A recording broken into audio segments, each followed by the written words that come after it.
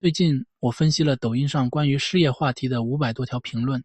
当我深入研究这些数据时，我发现了一些令人深思的现象。如果你也关心当前的就业形势，想了解普通人的真实处境，那么请一定要看完这个视频。记得点赞订阅，让更多人看到这些真实的声音。魔都光环褪色，浮夸的 GDP， 骨感的岗位。先把残酷数据摆桌面，上海2024年全市 GDP 再次破4万亿，看上去依旧山呼海啸。可同一份统计公报里，就业岗位净增只有2万多，比2019年缩水近70%。什么意思？城市在扩张，岗位在缩水，你我就是被挤出来的毛边。租房群里每天都在上演现实小品。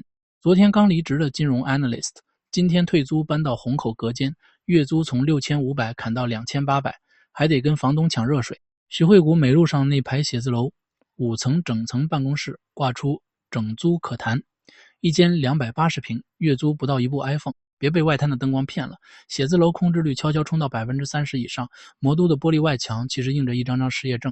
HR 的逻辑便宜好用可替换。再说海投，你以为投简历是缘分，其实 HR 只遵循3条铁律：便宜好用可替换。便宜，月薪8000已经能买到985应届生，40家想要2万，不好意思，贵。好用，最好3年以下经验，既听话又能加班。中年人一听996就皱眉，直接淘汰。可替换 AI 简历筛选30秒，刷掉70%年龄空窗跨行的候选人。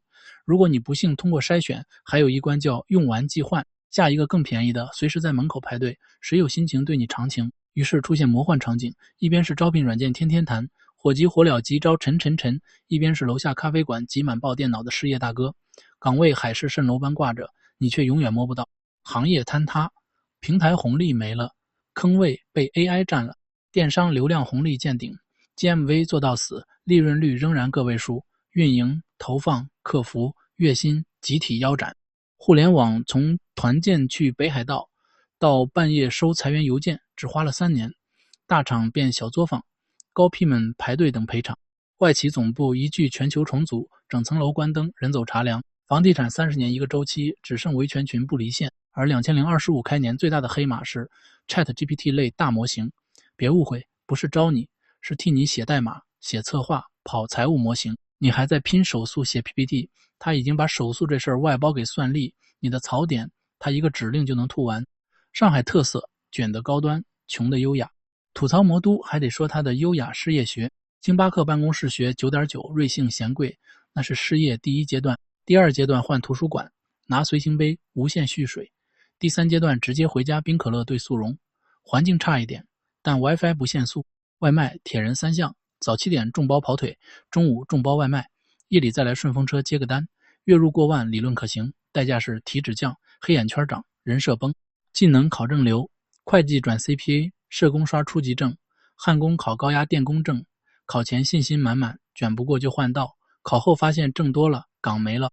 一句话，魔都是座巨型滤网，只要你被裁，它能精准筛光你的积蓄和尊严，留下姿势还算体面的优雅穷。上升到全国北上广深卷不动，2、3线接不住，别以为逃出上海就能喘气。评论区有人搬到杭州，发现西湖边的咖啡店比徐家汇还满。有人去成都，投简历依旧石沉大海。更有人南下东莞，最后选择跨境出国当厨子。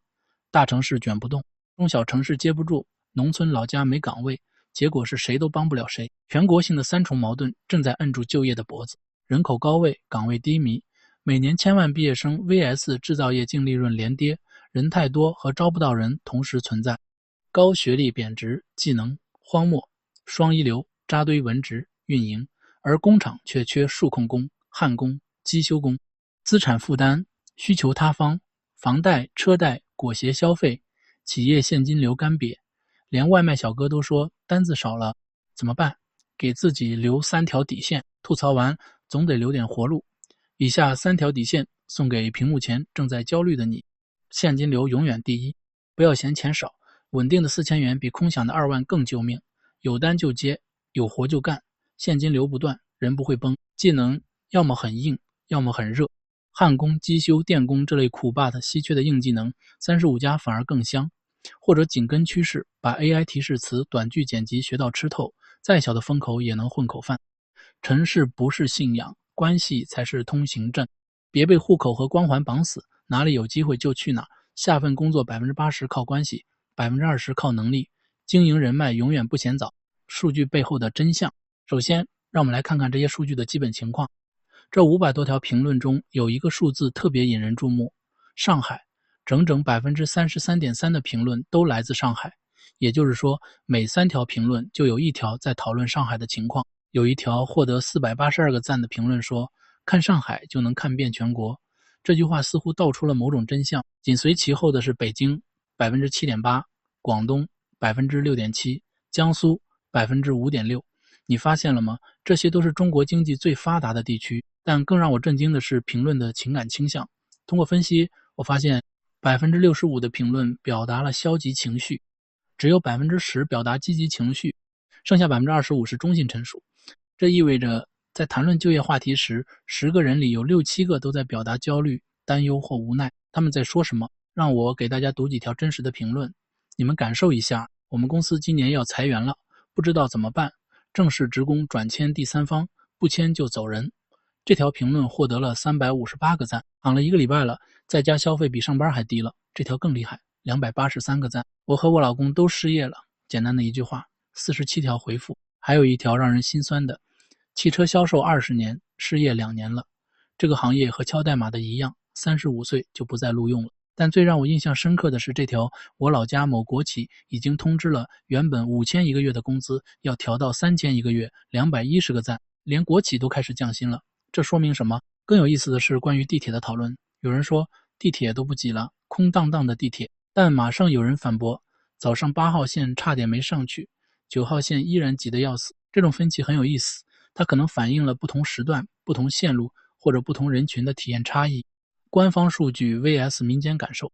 这里有一个特别有意思的现象，当官方公布失业率是 4.2% 时，评论区炸锅了。我统计了一下，70%的用户都在质疑这个数字。他们是怎么说的呢？官方数据乘3，这是出现频率最高的说法。我基本是乘以3来算，30%应该是有的，估计60%到65%，甚至有人说42%差不多。为什么会有这么大的差异？一位用户的评论可能给出了答案：送外卖就是自主就业，小编这个网络直播也算自谋职业，所以没有失业人口。这让我想起了统计学上的一个概念，你如何定义，决定了你得到什么数字。行业大洗牌。通过分析这些评论，我发现了一个清晰的行业分化现象。受影响最大的行业：一、互联网美 IT 985毕业，马上去985。2、金融行业，老总年薪150万，员工4000一个月。3、教育培训，几乎没人再提这个曾经火热的行业。4、房地产相关，上海倒闭的商场真多。但与此同时，一些新的机会正在出现。外卖配送，我们这今年很多男女老少都在送外卖。网约车，大学生就不能跑滴滴直播，都在家里开直播呢。保安，这年头保安比较吃香，打算赶快去考个保安证。这种转变反映了什么？传统的白领岗位在萎缩，而灵活就业正在成为新常态。躺平还是奋斗？在这些评论中，躺平这个词出现了45次。但有意思的是，躺平的含义似乎在发生变化，它不再只是一种无奈，而变成了一种主动选择。躺平1年了，躺了快半年了，躺着真舒服，在家消费比上班还低了。与此同时，另一种声音也在出现，回乡。以后农村户口吃香，我早就回县城了，山好水好空气好，吃的农家菜还便宜。大学毕业回乡种田放牛。这让我想起一个问题，当城市不再是唯一的选择，当成功不再只有一种定义，我们的社会会变成什么样？真实的个体故事，在这些冰冷的数据背后，是一个个真实的人生故事。有人分享，失业快1年了，儿子的学费都付不出了。有人说，我今天找了个工作，8小时50元。还有人充满黑色幽默，刚刚我投了个保洁，对方 HR 1秒回复不合适。但也有人在坚持，虽然没被裁，但是在岗也很煎熬。这些评论让我意识到，每一个数字背后都是一个家庭，都是 someone's son or daughter, husband or wife。我们能学到什么？听完这些数据，我总结了几点启示。第一，危机是真实存在的，不管官方数据怎么说，普通人的感受不会骗人。当 65% 的评论都在表达负面情绪时，这本身就是一个信号。第二，传统的成功路径正在失效。985毕业又怎样？20年工作经验又如何？35岁可能就是一道坎。第三，适应和改变是唯一的出路。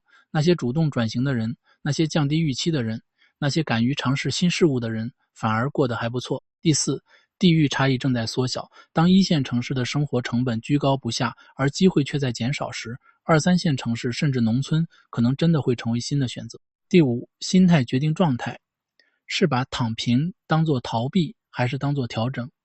是把回乡当作失败，还是当作新的开始？你的选择决定了你的未来。面向未来，朋友们，通过这次数据分析，我看到的不仅是问题，更是变化。是的，传统的就业模式正在崩塌，但新的机会也在出现。是的，大城市的神话正在破灭，但生活的可能性却在增加。是的，很多人在经历困难，但困难往往是转机的开始。我想起一句话，悲观者往往正确，但乐观者往往成功。数据不会说谎，但数据也不能决定一切。在这个充满不确定性的时代，也许我们需要的不是一份稳定的工作，而是一种适应变化的能力。骂归骂，活还得活。就业环境差是真的，躺平情绪重也是真的。可现实是，明天还得交房租，家里老人要买药，孩子要上培训班，你骂完还得起来搬砖。最后，送给所有高不成低不就又不甘心躺平的伙伴一句粗话：别把尊严挂架牌，该做保安就做保安，该送外卖就送外卖，活下去再谈理想。